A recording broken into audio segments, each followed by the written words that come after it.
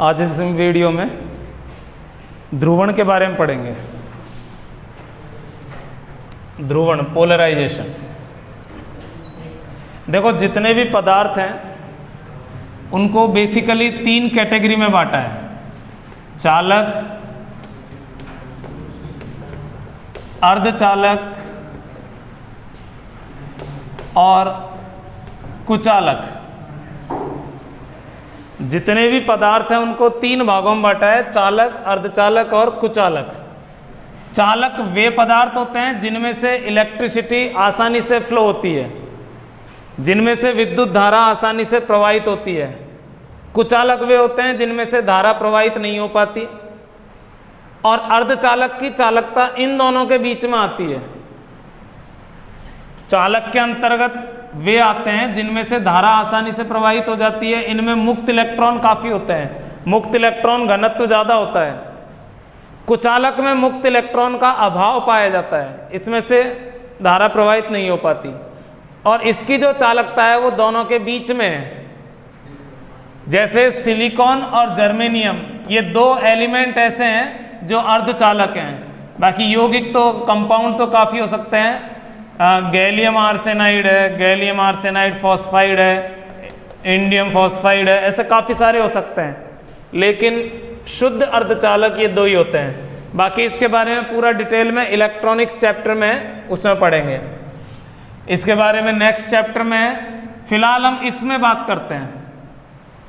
कुचालक में से कुछ स्पेशल पदार्थ होते हैं जिन्हें कहते हैं परावैद्युत पदार्थ। तो हम स्टार्ट करेंगे सबसे पहले परावैद्युत पदार्थ से। परावैद्युत पदार्थ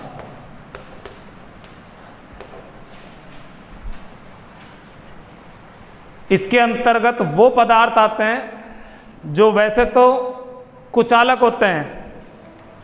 कुचालक कैटेगरी में से कुछ पदार्थ ऐसे हैं जिनमें से धारा तो प्रवाहित नहीं होगी क्योंकि कुचालक हैं, लेकिन आप किसी विद्युत क्षेत्र में इनको रख दोगे तो इनमें प्रभाव पड़ेगा।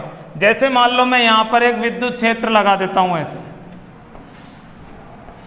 और यहाँ पर एक इस तरह से पात्र भर दें और इसमें मान लो HCl अणु भर देता हूँ मैं। HCl परावैद्युत हो गया, लिक्विड है। तो आप जैसे ही विद्युत क्षेत्र लगाओगे तो इन अणुओं में मूवमेंट नजर आएगा। या तो ये घूम जाएंगे या इनकी लंबाई खिंच जाएगी, कुछ ना कुछ परिवर्तन जरूर हो जाएगा। वैसे कुचालक है, इसमें से करंट फ्लो नहीं होगा, लेकिन विद्युत क्षेत्र से इन पर प्रभाव पड़ता है, विद्युत क्षेत्र से ये प्रभावित हो जाते हैं। तो इसकी डेफिनेशन हो गई, वे पदार्थ, वे कुचालक पदार्थ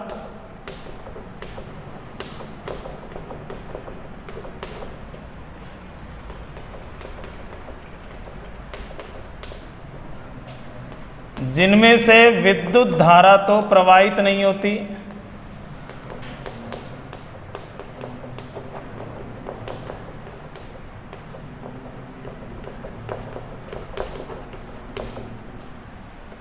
परंतु जो विद्युत क्षेत्र से प्रभावित हो जाते हैं,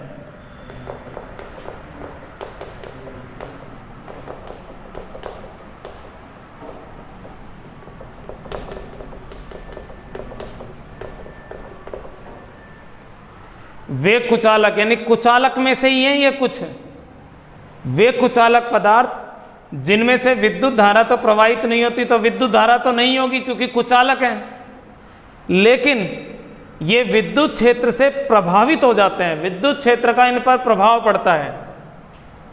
उन्हें परावैद्युत पदार्थ कहते हैं।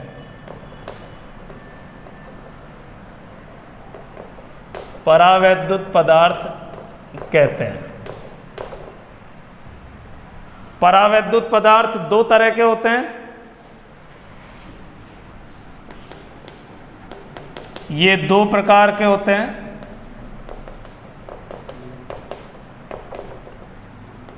जिनमें से एक तो है ध्रुवीय परावैद्युत पदार्थ।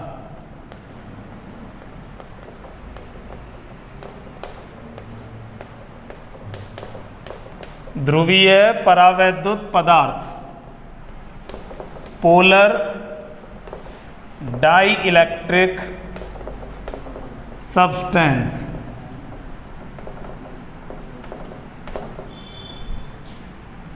और दूसरा होता है अध्रुवीय। तो पहले हम ध्रुवीय की बात कर लेते हैं। जैसे HCl है, तो HCl में H+ और ये Cl-, ये एक द्विध्रुव है जिसका द्विध्रुव आघूर्ण पॉजिटिव की तरफ होगा। तो ये ध्रुवीय पदार्थ में आता है क्योंकि इसका प्लस सिरा अलग है, माइनस अलग है। प्लस का केंद्र अलग बनेगा, माइनस का केंद्र अलग होगा। ऐसे ही H2O, ये दोनों H+ आयन है और ये दोनों माइनस आयन है। तो ये दोनों प्लस हैं, इनका जो केंद्र है वो यहां पर आएगा। जैसे द्रव्यमान केंद्र होता है, ऐसे ही प्लस आवेशों का केंद्र ये हो गया, दोनों को मिलाने वाली लाइन के बीच में। और दोनों का माइनस का केंद्र ये हो गया।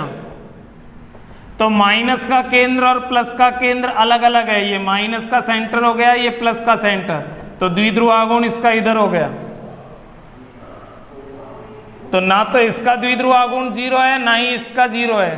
तो जिस अणु, जिस परमाणु का द्विध्रुव आघूर्ण होता है वो ध्रुवीय परमाणु है, वो ध्रुवीय अणु है, यानी कि ध्रुवीय परावैद्युत पदार्थ की कैटेगरी में आएगा।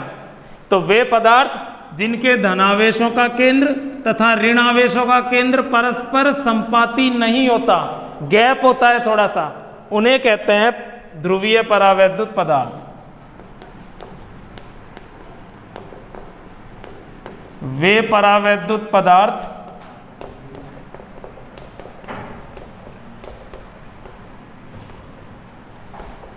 जिनके धनावेशों का केंद्र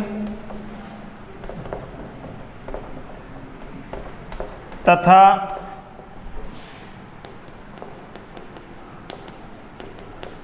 ऋणावेशों का केंद्र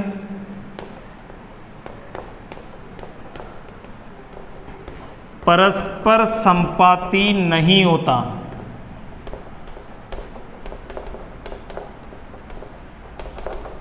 उन्हें ध्रुवीय परावैद्युत पदार्थ कहते हैं।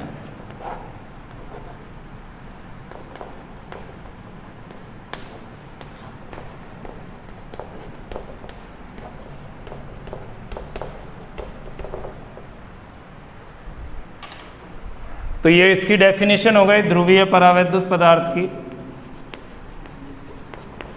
इनके अणु या परमाणु विद्युत द्विध्रुव होते हैं,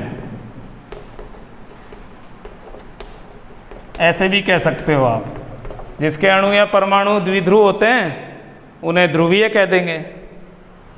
for example HCl, NaCl, KCl, H2O etcetera. तो ये ध्रुवीय में आ गए। दूसरा है अध्रुवीय परावैद्युत पदार्थ।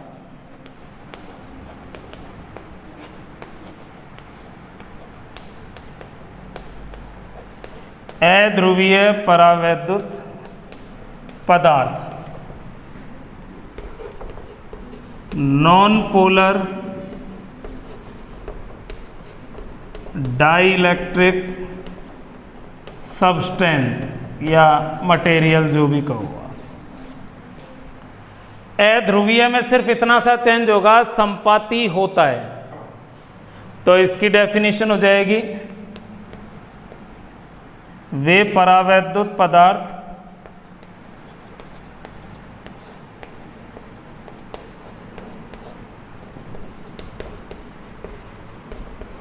जिनके धनावेशों का केंद्र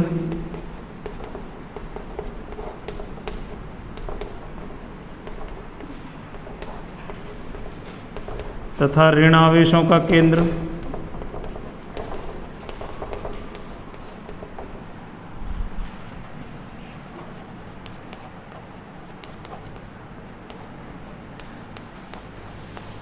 परस्पर संपाती होता है।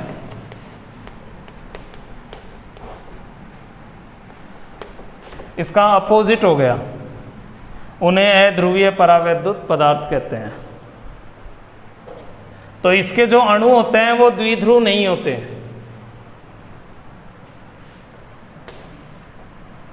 इनके अणु विद्युत द्विध्रुव नहीं होते हैं।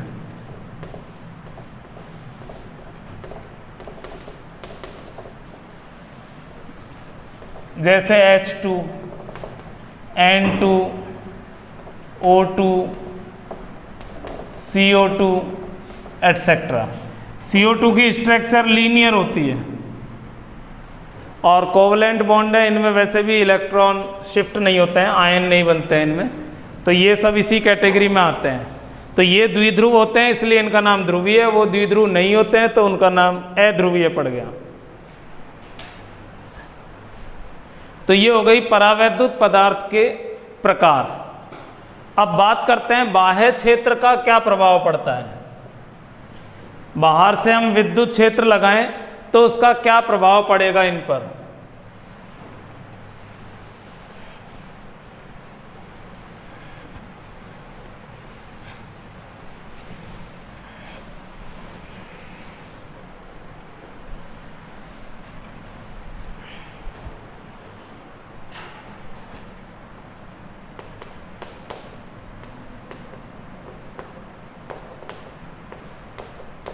बाह्य विद्युत क्षेत्र का परावैद्युत पदार्थ पर प्रभाव।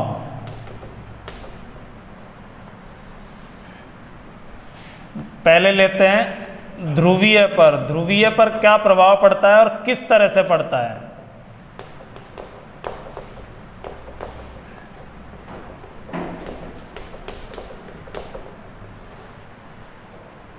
ध्रुवीय पर किस तरह से प्रभाव पड़ता है। मान लेते हैं ये एक पात्र है, कोई बॉक्स है, यहां फिलहाल बाह्य क्षेत्र नहीं है, विद्युत क्षेत्र 0 है, अनुपस्थित है। तो ऐसे में इसके जो अणु हैं वो अनियमित रूप से इस तरह से बिखरे होंगे, इनकी कोई पर्टिकुलर डायरेक्शन नहीं होगी।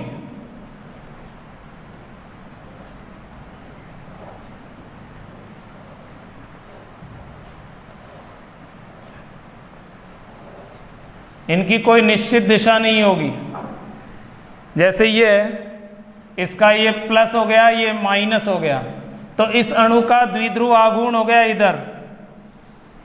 मान लो इसका प्लस ये माइनस ये, तो इसका द्विध्रुव आघूर्ण हो गया इधर। ये प्लस ये माइनस, तो इसकी डायरेक्शन माइनस से प्लस इधर हो गई। इसमें मान लो ये है तो इसकी डायरेक्शन या इधर ले लेते हैं, तो ये अपोजिट ये हो गया। इसमें ये माइनस ये प्लस, तो इसकी दिशा हो गई इधर।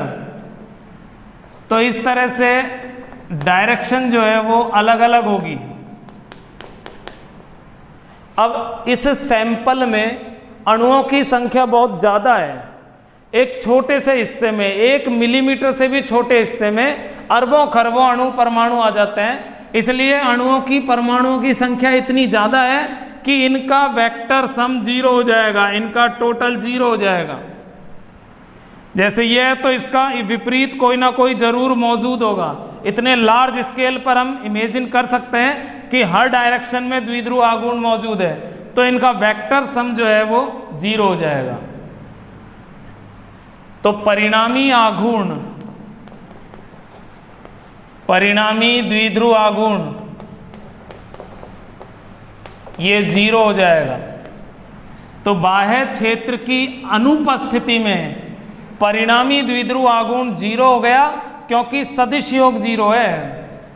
वैसे तो हर अणु का द्विध्रुव आघूर्ण था, लेकिन पूरे सैंपल का 0 क्यों हो गया? वेक्टर की वजह से, वेक्टर सम की वजह से।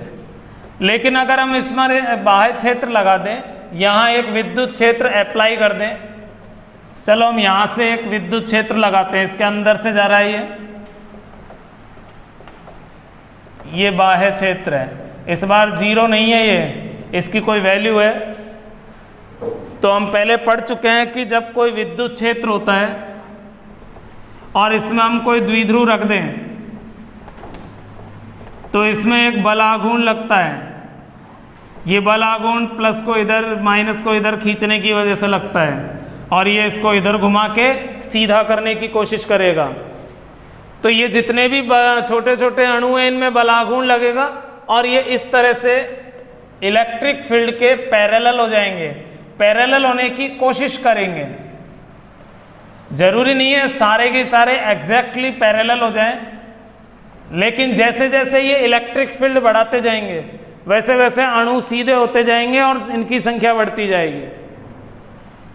जितने भी अणु हैं इनके पॉजिटिव राइट साइड में हो जाएंगे और नेगेटिव लेफ्ट में।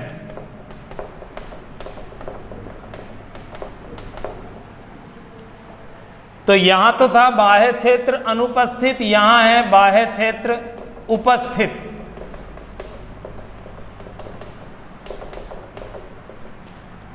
यहां परिणामी आघूर्ण अब 0 नहीं है, परिणामी आघूर्ण P नॉट इक्वल टू 0।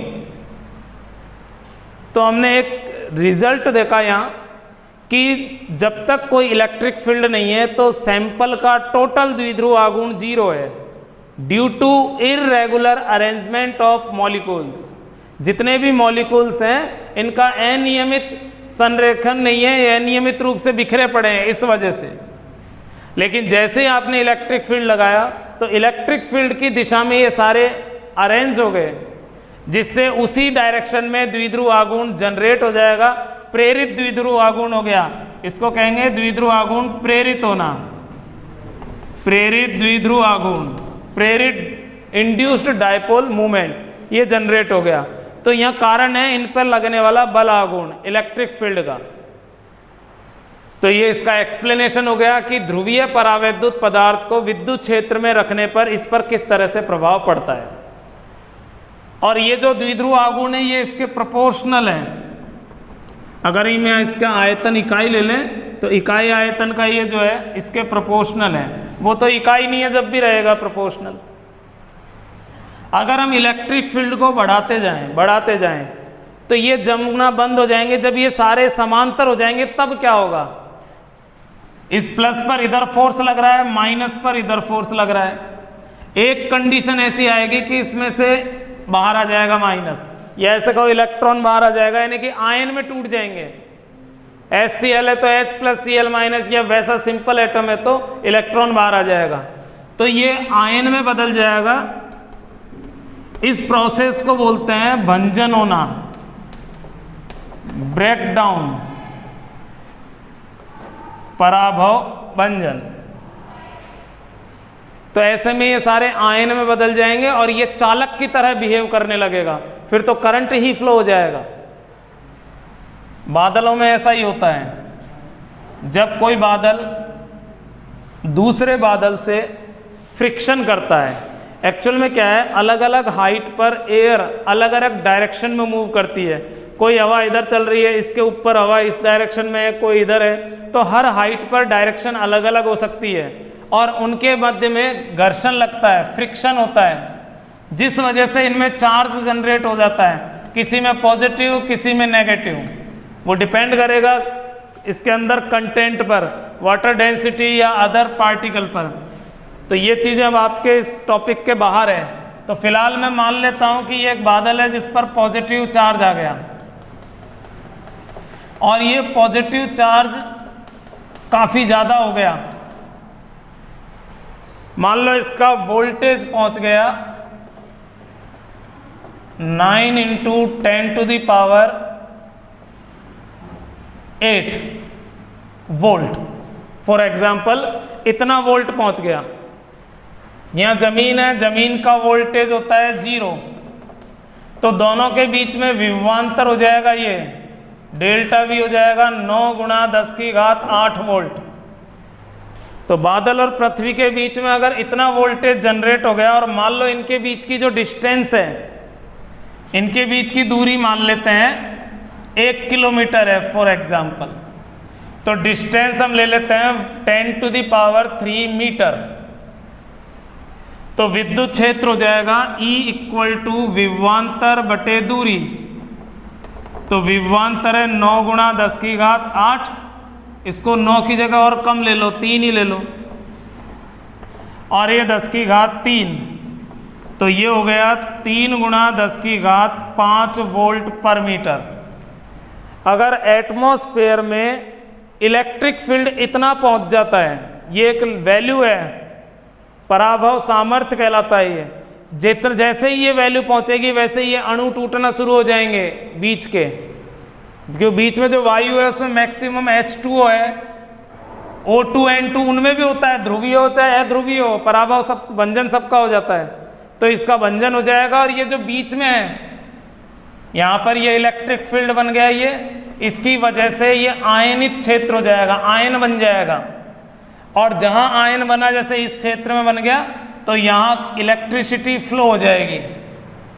अब कोई कंडक्टर कोई तार तो लगा हुआ नहीं है कि बिल्कुल सीधा ही जाएगा, एयर है उसमें डेंसिटी कम ज़्यादा हो सकती है, इस वजह से इसमें करंट फ्लो होगा, इसी को कहते हैं लाइटनिंग, इसी को कहते हैं बिजली का गिरना।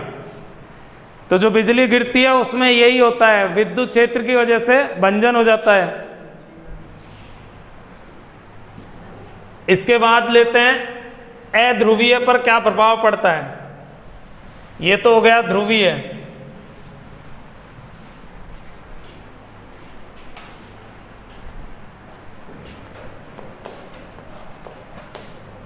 अध्रुवीय परावैद्युत पदार्थ पर प्रभाव, इसमें भी वही, हम पहले इलेक्ट्रिक फील्ड को 0 रखते हैं। इसमें तो हर अणु द्विध्रुव होता ही नहीं है, जैसे H2 है ये पहले से ही द्विध्रुव नहीं है, तो इसके अणु को हम ऐसे दिखा सकते हैं गोल, भले ही अणु लंबा होता हो लेकिन हम इसमें प्लस माइनस को एक ही जगह पे दिखाएंगे। अब प्लस के ऊपर माइनस तो बना नहीं सकते, तो फिर नीचे दिखा देते हैं, अगल बगल में बनाने की बजाय ऊपर नीचे दिखा देते हैं। इसमें प्लस माइनस संपाती हैं।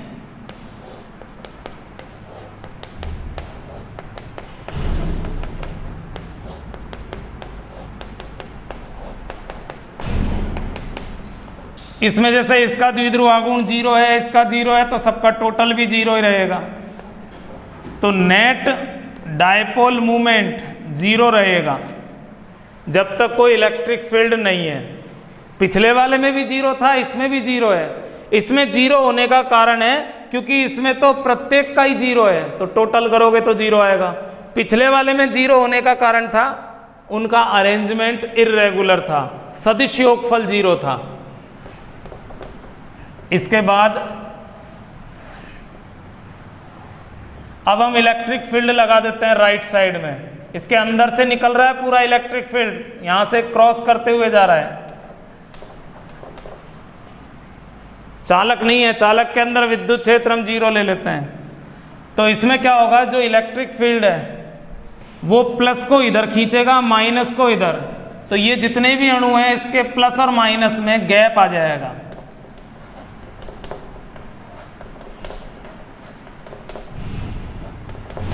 यानी कि ये एक द्विध्रुव बन गया, टेम्परेरी इलेक्ट्रिक फील्ड रहेगा जब तक ये द्विध्रुव रहेगा। अगर मान लो कोई स्वतंत्र परमाणु है और ये इलेक्ट्रॉन चक्कर लगा रहा है, तो विद्युत क्षेत्र लगाते ही इसकी कक्षा भी बदल जाएगी, इस तरह से चक्कर लगाएगा ये थोड़ा सा उस साइड। इलेक्ट्रिक फील्ड अगर आपने इधर लगा दिया तो प्लस इधर खींचेगा और माइनस इधर, तो ये इस तरह से चक्कर लगाएगा कि ये सेंटर से हट जाएगा, अपनी जगह से हट जाएगा। फिलहाल तो इसमें क्या है, ये माइनस इतना फास्ट घूम रहा है कि हर क्षण इसकी पोजीशन बहुत तेजी से बदल रही है, तो इस पूरी रिंग पर माइनस मान लेते हैं हम, तो माइनस का सेंटर यहाँ पर हो जाएगा जहाँ प्लस है। लेकिन अब इसमें इसका माइनस का जो सेंटर है वो ये हो गया और प्लस अलग हो गया, तो इस तरह से ये द्विध्रुव बन जाएगा, जिसका द्विध्रुव आघूर्ण अब 0 नहीं हो पाएगा, क्योंकि इस बार ये भी 0 नहीं है। तो बाह्य क्षेत्र लगाते ही इसमें भी प्रेरित द्विध्रुव आघूर्ण उत्पन्न हो गया। तो दोनों में क्या चीज कॉमन है, चाहे वो ध्रुवीय है चाहे अध्रुवीय है, दोनों में ये चीज कॉमन है कि जब तक हम विद्युत क्षेत्र नहीं लगा रहे हैं तब तक आघूर्ण 0 रह रहा है, और जैसे ही विद्युत क्षेत्र लगा रहे हैं वैसे ही द्विध्रुव आघूर्ण इंड्यूस्ड हो जाता है, प्रेरित हो जाता है, उत्पन्न हो जाता है। तो दोनों में रिजल्ट सेम है, दोनों में प्रभाव समान है, लेकिन दोनों में कारण अलग है, दोनों की जो मैकेनिज्म है वो अलग अलग है। पिछले वाले में अरेंजमेंट की वजह से हो रहा है और इस वाले में खींचने की वजह से हो रहा है, प्लस माइनस आपस में डिस्प्लेस हो रहे हैं, उनके बीच में गैप आ रहा है, उस वजह से हो रहा है। इसमें भी जो आघूर्ण है वो ई के प्रोपोर्शनल होता है, ई के समानुपाती होता है।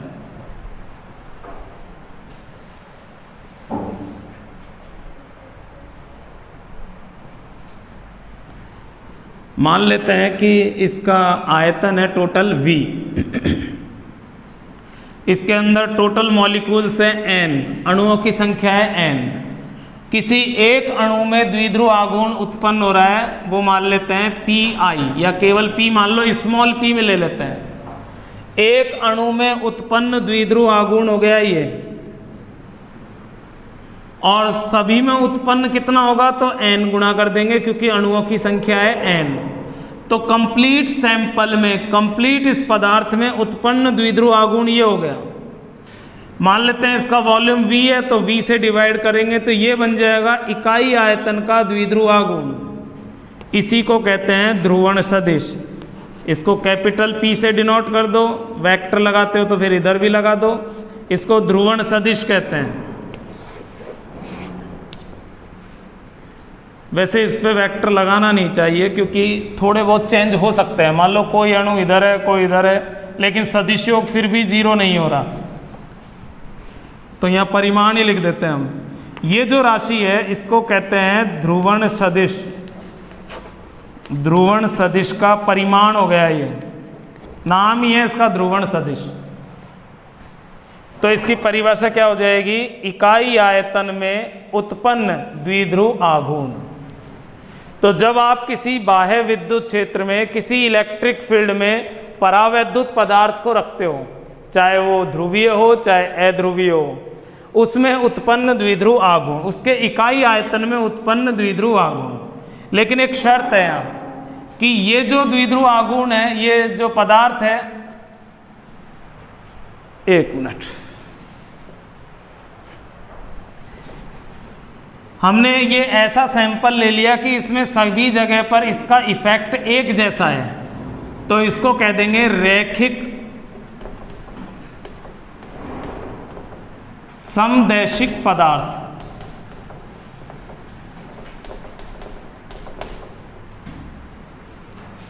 अगर मान लो कंप्लीट में एक जैसा प्रभाव है तो इसे कहेंगे रैखिक समदैशिक पदार्थ। तो इसमें जो ध्रुवण सदिश है, ये इकाई आयतन का ध्रुवण, ये प्रोपोर्शनल होता है इलेक्ट्रिक फील्ड इंटेंसिटी के।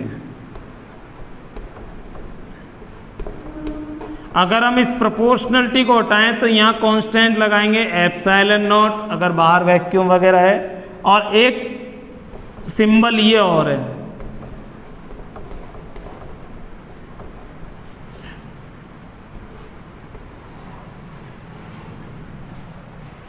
ये तो है विद्युतशीलता।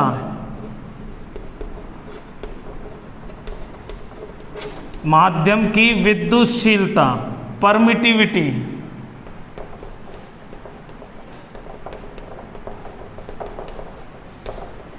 और ये जो चिन्ह है इसको काई पढ़ते हैं, इलेक्ट्रिक है इसलिए ई लगा दिया। इस चिन्ह को तो पढ़ते हैं एप्सिलॉन, और इस चिन्ह को पढ़ते हैं काई, CHI। दोनों ग्रीक लेटर है, दोनों ग्रीक भाषा से लिए हैं। ये इसको बोलते हैं विद्युत प्रवृत्ति।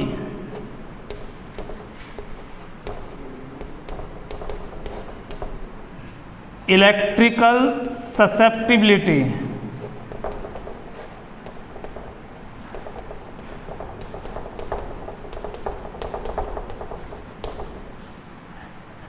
विद्युत प्रवृत्ति ये तो बताता है कि किसी माध्यम में से इलेक्ट्रिक फील्ड की कितनी क्षमता गुजरेगी, और ये बताता है कि पदार्थ पर इलेक्ट्रिक फील्ड का प्रभाव कितना पड़ेगा, यानी कि पदार्थ में कितना आघूर्ण उत्पन्न हो जाएगा उसके बारे में बताएगा ये।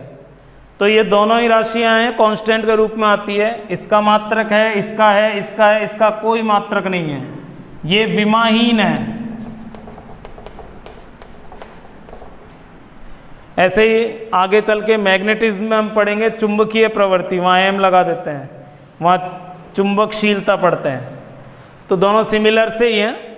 तो ये जो है क्वांटिटी है, ये जो रिलेशन है ये केवल इसके लिए है, रेखिक समदेशिक के लिए।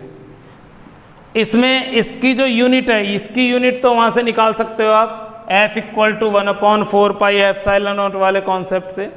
लेकिन ये जो है ये विमाहीन है, इसकी मात्रक विमा हम पहले पढ़ चुके हैं, इसका मात्रक यहाँ से निकलेगा। ये तो होता है आवेश गुणा दूरी, तो द्विध्रुव आघूर्ण का मात्रक हो जाएगा कूलाम × मीटर। लेकिन ये आयतन और है, तो मीटर क्यूब नीचे भी आएगा, तो 1 मीटर कट जाएगा, तो कूलाम पर मीटर स्क्वायर। इसका जो मात्रक होगा वो सिग्मा के समान होगा, पृष्ठीय आवेश घनत्व के समान होता है। तो अगर आप इसको डायमेंशनली इक्वलिटी के लिए चेक करते हो, ये चेक करते हो कि दोनों तरफ विमा मात्रक समान है, तो उसके लिए इसका मात्रक ये रखना पड़ेगा, कूलाम पर मीटर स्क्वायर। उससे आप इसको चेक कर सकते हो, विमाहीन आएगा ये।